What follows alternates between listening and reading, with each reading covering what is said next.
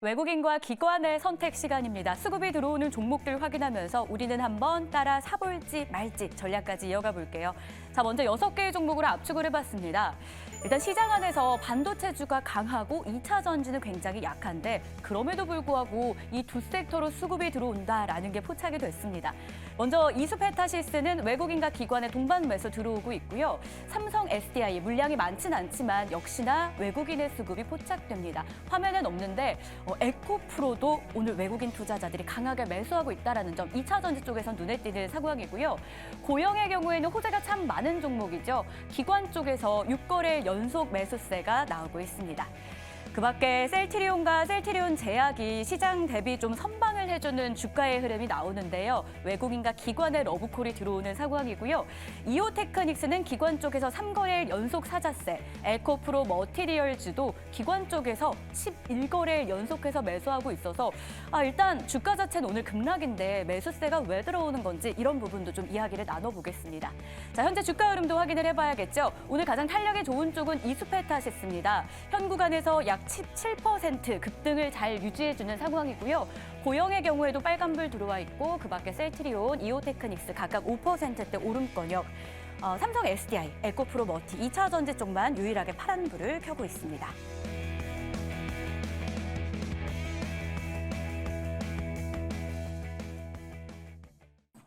자, 종목 먼저 확인해봤고요. 수급주 가운데 특징적인 흐름 파악하면서 전략까지 이어가야겠죠. 두 분 모셨습니다. 헤르메스 스탁의 김시은 팀장, 영일리서치 최진욱 본부장입니다. 어서 오십시오. 네, 안녕하세요. 반갑습니다. 네, 자, 두 분과 함께 수급주 이야기 나눠볼 텐데 외국인 수급이 쏠리는 쪽부터 체크를 해볼게요. 자, 두 종목으로 더 압축을 했습니다. 이수페타시스, 고영인데 특히 오늘 주가 가장 흐름이 좋은 게 이수페타시스 쪽이라서 첫 번째 종목으로 볼게요. 삼성전자의 갤럭시링 수혜주로 부각되면서 주가도 4거래일 연속 상승하고요. 특히 오늘은 외국인의 대량 매수세도 포착이 됩니다. 김시은 팀장님의 한 줄 평부터 열어볼게요. 오래 쉬었다 HBM. 그러면 어떻게 쉰 만큼 올라갈 수 있을 가능성도 열어두고 계시는 겁니까? 쉰 만큼 계속 관심 있게 볼 필요가 있지 않을까. 오. 뭐 지난해부터 그렇고 올해도 그렇고 AI 쪽에 대한 관심이 계속 이어지고 있습니다. 가장 먼저 움직였던 쪽이 HBM, 그 다음에 온 디바이스 AI. 최근에 소프트웨어 쪽까지 한 바퀴 다 돌았으니까 이제는 순환매가 구석구석 돌았으니 가장 첫 번째 타자라고 할 수 있는 HBM 쪽에 대해서 다시 한번 관심을 가져볼 필요가 있지 않을까. 특히 HBM 같은 경우로 봤을 때 지난 3분기 반도체 쪽에서 실적 발표한 이후에 그동안 좀 긴 기간 조정이 있었습니다. 관련했을 때 아무래도 박스권 내에서 움직이는 흐름들이 나와주고 있었는데 이번 SK하이닉스 쪽에서 실적 발표를 할 때 HBM 쪽에서의 유의미한 성장이 나와주게 된다면 다시 한번 HBM 쪽에 대한 관심이 모아질 수 있다라고 판단을 하고 있고요. 거기다가 더해서 엔비디아 같은 경우가 주가가 계속해서 오르고 있습니다.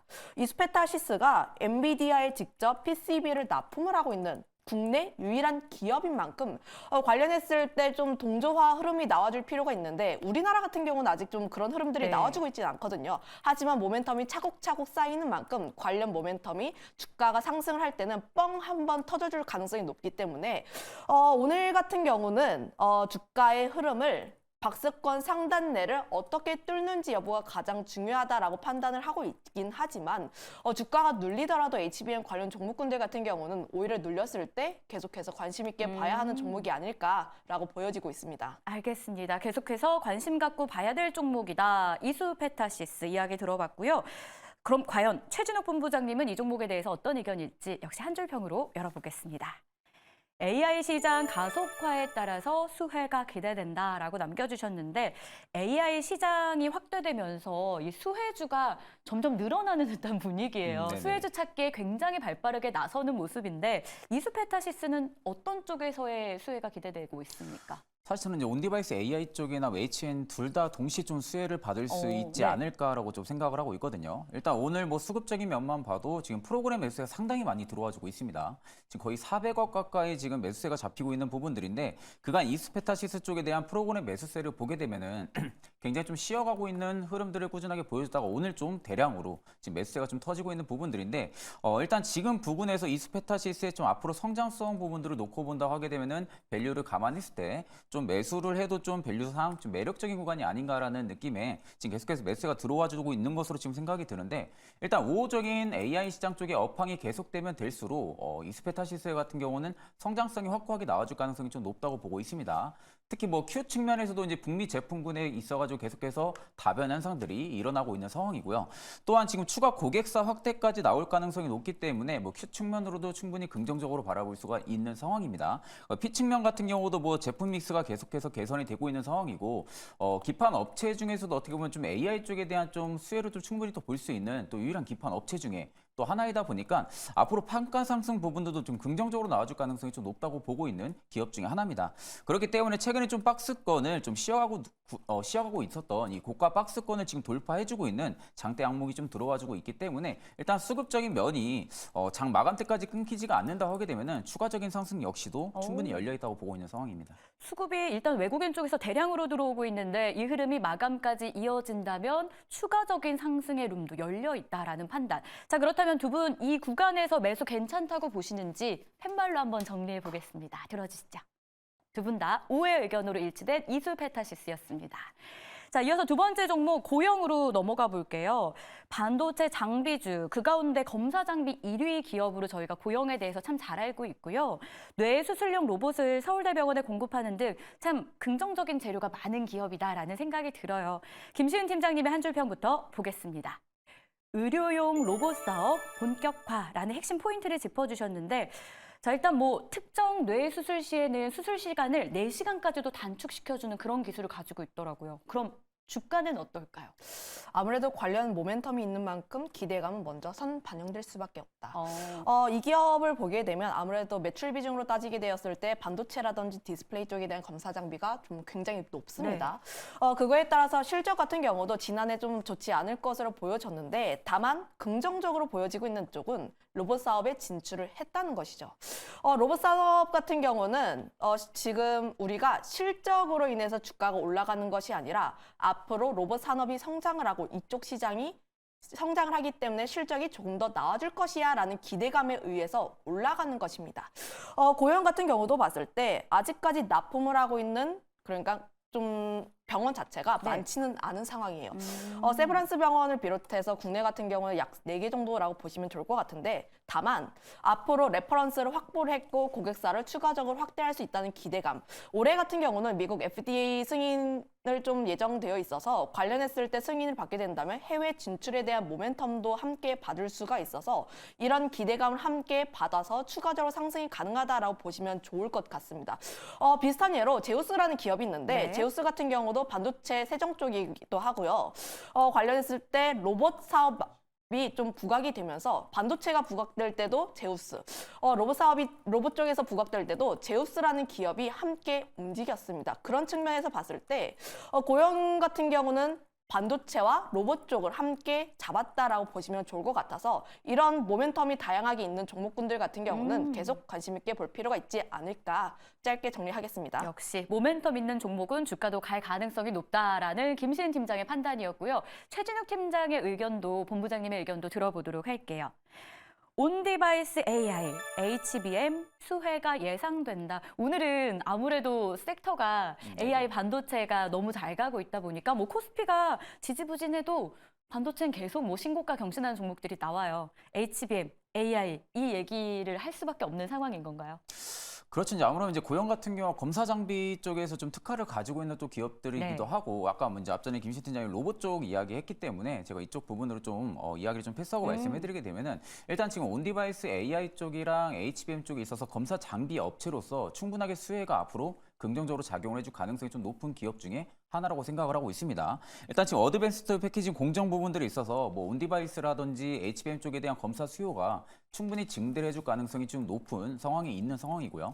그만큼 이제 온디바이스 AI 시장이 지금 개화가 되면서 가속화가 붙는다고 하게 되면은 앞으로 좀 고용 쪽에 좀 검사 장비에 대한 패키징 수요 역시도 충분히 긍정적으로 증대를 해줄 수 있는 부분들을 좀 우리가 볼 수가 있는 상황이고 사실 지금 이제 뭐 PER만 놓고 봐도 지금 2024년이 한 24배 정도 지금 예상치가 나오고 있는 상황입니다. 그럼 지금 업종 밸류가 거의 80배 정도가 되는데도 불구하고 고용이 지금 24배 정도로 지금 수준을 유지해주고 있다라는 부분들은 밸류상으로만 놓고 봐도 충분하게 매력도가 굉장히 좀 높은 구간일 가능성이 좀 높다고 보고 있는 상황이다 보니까 계속해서 지금 외국인과 기관의 수급이 좀 잡히고 있는 부분들로 좀 판단이 되고 있고요.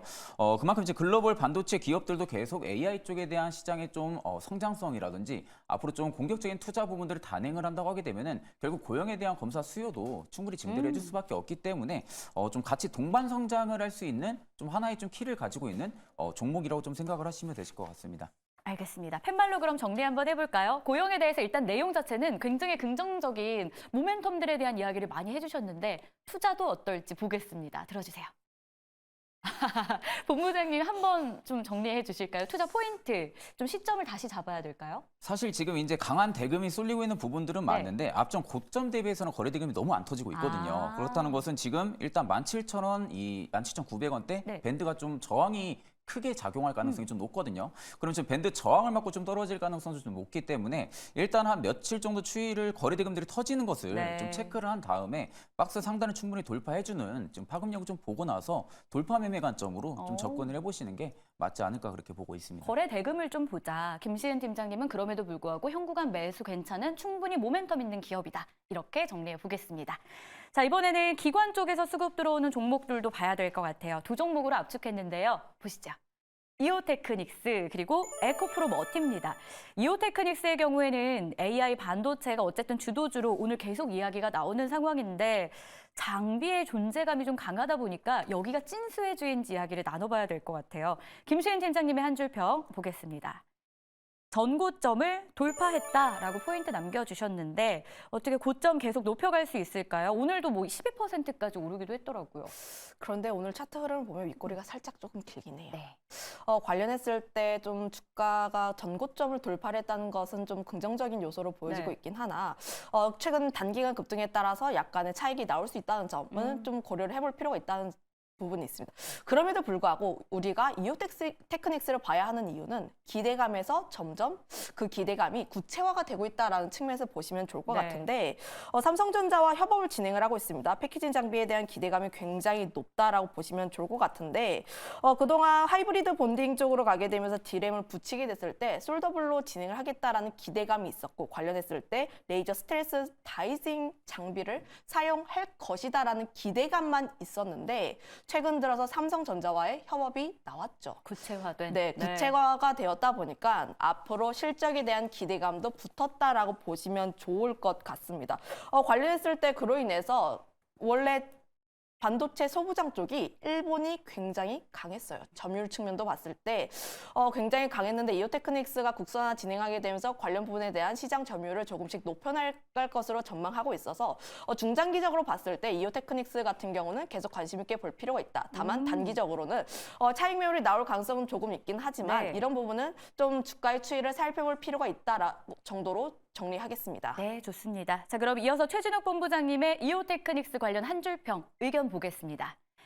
HBM 올해 긍정적이다라고 남겨주셨는데 앞서 김시은 팀장님도 저희 이수페타시스 얘기할 때 HBM 많이 쉬어서 올라갈 룸 남아있다라고 해주셨거든요. 뭐 비슷한 생각이신가요? 사실 이제 그런 부분들도 있고요. 일단 이오테크닉스가 전년도 때 HBM 관련주 중에서 가장 부각을 많이 못 받았어요. 그러니까 결국 이제 삼성향 디램 익스포저가 굉장히 높은 네. 기업인데 그리고 삼성전자 같은 경우가 SK 하이닉스 쪽보다 대비해서 HBM 쪽에 좀 공격적인 투자 부분들이라든지 좀 캐파 부분들을 볼 때는 좀 밀렸던 부분들이 있었다 보니까 지금 이오테크닉스 같은 경우가 작년에 좀 부각을 못 받았던 부분이라고 지금 생각을 하고 있고 일단 올해 같은 경우 지금 삼성전자 핏보에 대한 물량에 대한 효과가 일단 나올 가능성이 좀 높은 구간입니다. 그만큼 매출 일단은 좀 개시가 될 가능성이 높다는 거고 그렇게 된다고 하게 되면 이제 나노 비중까지 좀 확실하게 증가가 될 가능성이 좀 높겠죠. 그렇다고 하게 되면 결국 이제 어닐링 장비 같은 경우가 매출 증대의 수요를 충분하게 올해는 좀 효과를 볼 가능성이 좀 높다고 보고 있는 상황입니다. 그만큼 좀 HBM 쪽에 대한 수혜주로는 일단 있었는데 확실하게 좀 다른 뭐 한미반도체라든지 뭐 이스페타시스 대비해서 좀 밀렸던 부분들이 있었기 때문에 올해 같은 경우는 오히려 좀 후발주 개념으로 해가지고 좀 추가적인 상승폭이 좀 강하게 좀 나와줄 가능성이 좀 높다고 보고 있는 상황입니다. 네, 알겠습니다. 추가적인 상승 기대되는 이오테크닉스. 자, 그러면 현 구간에서 어떻게 기관 따라서 사봐도 괜찮겠습니까? 들어주세요. 한 분은 약간 애매한 상황이신 것 같아요. 김시은 팀장님은. 그 본부장님은 안 산다.